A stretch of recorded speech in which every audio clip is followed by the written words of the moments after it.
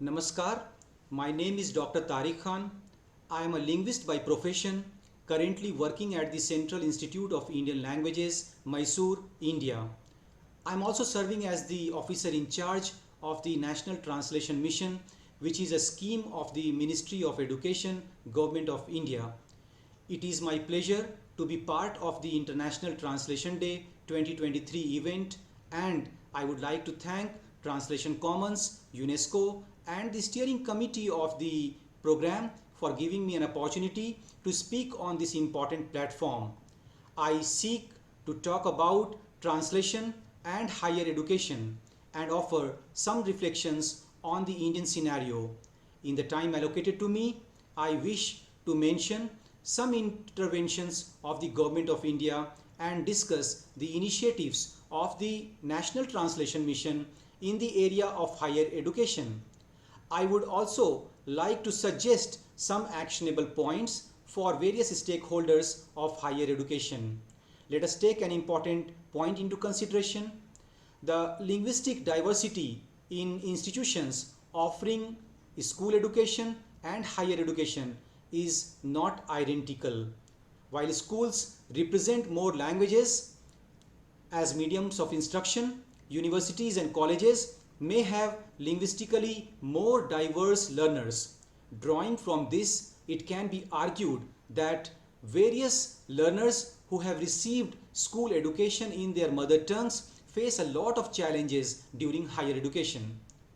This may be due to two reasons. Number one, the reduction of linguistic diversity with respect to the medium of instruction at universities and colleges, and number two, the lack of availability of quality textbooks in the mother tongues of the learners.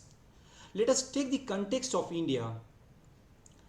The linguistic plurality of India is a well-known fact, and its sustenance requires a well-thought plan. Academic institutions are important from the vantage point of languages, indigenous languages included. In a linguistically diverse country like India, academic institutions may play a vital role in conserving multilingualism. For a long time, higher education in India was available only in English. In recent years, it has become possible in some more languages. The larger goal of making education in all languages, however, requires a national level policy. Therefore, launched in 2020, the National Education Policy, popularly known as NEP 2020, has created scope for education in the mother tongues of the learners. This linguistically empowering policy document has necessitated the translation of academic content in various languages of India. Since the launch of NEP 2020, several other language institutions and universities have started engaging in the translation of pedagogical materials. Various private publishers and non-governmental institutions have also started translating textbooks of higher education. This is a very positive development. A number of new centers of learning, university departments, programs and courses focusing on translation and interpretation have emerged in India since the launch of NEP 2020. The developments and initiatives of the Government of India that seek special mention are as follows.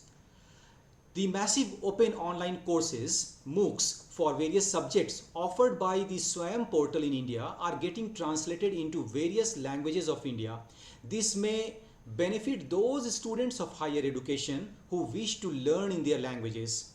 The All India Council of Technical Education has started to translate textbooks of engineering courses in various languages of India. They have already translated around 200 such textbooks, which is directly benefiting the engineering students. The Commission for Scientific and Technical Terminologies is entrusted with the responsibility of coining technical terms for various disciplines and various languages. The Azim Premji University has also taken up the translation of textbooks of higher education in Indian languages. the Sahitya Academy, the Indian Academy of Letters, encourages translation of literary texts, including the ones available in oral forms. The National Book Trust has also promoted the translation of academic content into Indian languages.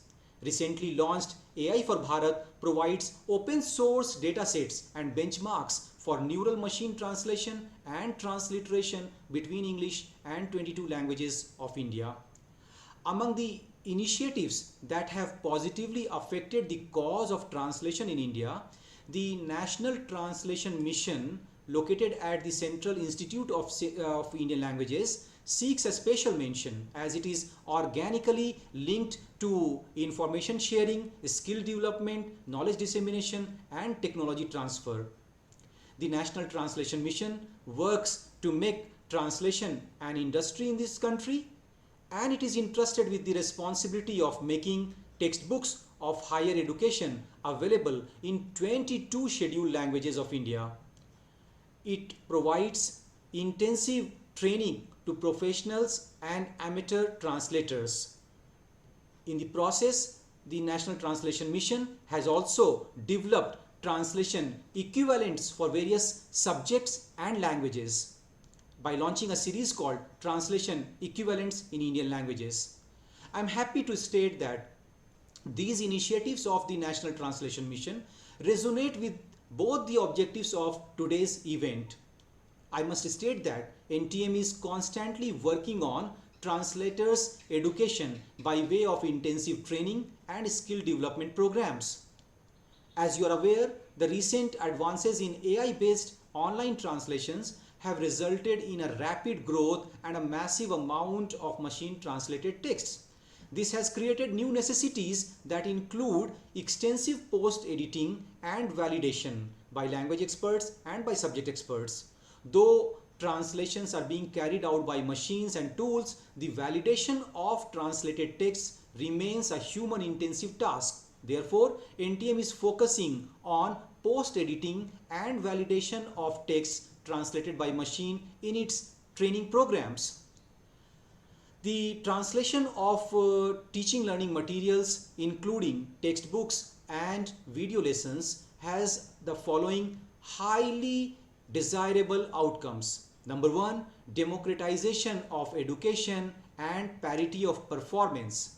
Number two, sustenance of linguistic diversity, understanding and harmony. Number three, employment opportunities for translators and interpreters in all aspects of translation activities, including transliteration or validation or post-editing and the like. Number four, development of new standards in the languages concerned. Number five, minimizing the cases of dropout among the learners primarily because of language barriers. Number six, creating a new pool of experts to author academic content in indigenous languages. Based on these, I have the following suggestions and actionable points. First and foremost, I would suggest it would be good to create a consortium of institutions and agencies from across the globe to work together and inform each other about handling the intricacies involved in translating the texts of higher education. With this, it is also important to create a synergy among the agencies and institutions so that professional translation and interpreting can become viable career options. This consortium may lend useful insights into challenges encountered during the translation of textbooks. I also suggest that audiobooks, which have become very popular recently, may be a good idea. So I suggest converting all digital and digitized textbooks into audiobooks with graphics that can be accessed in parts and in entirety. In addition to this, I would like to suggest global onboarding of publishers and distributors and instilling trust among them with respect to translation of textbooks published by them and into various published by them into various languages, especially indigenous languages.